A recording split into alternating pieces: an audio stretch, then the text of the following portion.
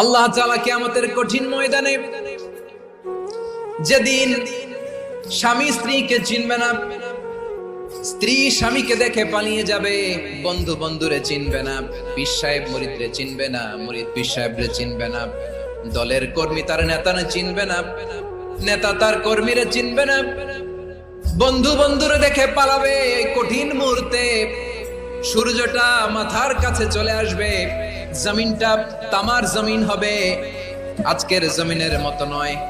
মানুষ ঘর্মাক্ত, ক্লান্ত, শ্রান্ত মাথার মগজগুলো কানের ছিদ্র আর নাকের ছিদ্র দিয়ে বেয়ে বেয়ে পড়বে।